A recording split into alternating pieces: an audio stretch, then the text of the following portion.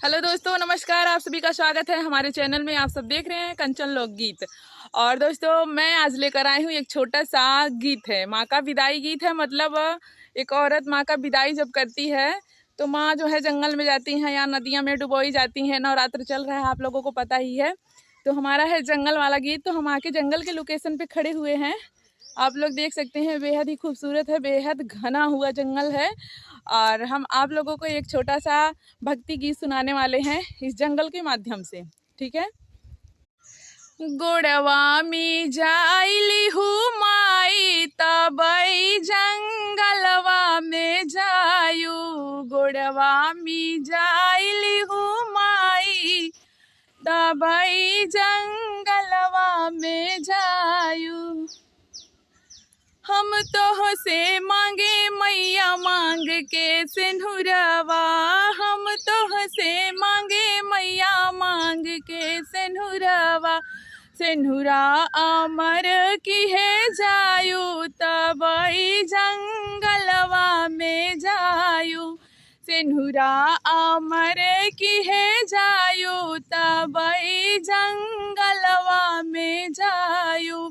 गोड़वा में जाइली हूँ माई तबई जंगलवा में जायू। हम तो से मांगी मैया माथ के बिदियावा। हम तो से मांगी मैया माथ के बिदियावा। बिदिया अमर की है जायू तबई जंगलवा में जायू। गोड़वा में जाइली हूँ माई तबई जंगलवा में जायू। हम तो से मांगी मैया हाथ के कंगनावा। हम तो से मांगी मैया हाथ के कंगनवा। कंगना अमर की है जायू तबई जंगलवा में जायू।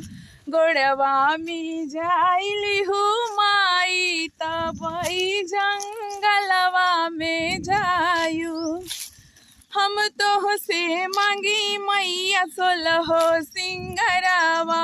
हम तो से मांगी मैया 16 सिंगरवा।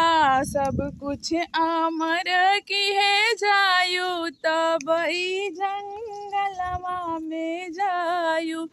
गोड़वा में जाइली हूँ माई तबई जंगलवा में जायू। हम तो से मांगी मैया गोदी के ललनावा।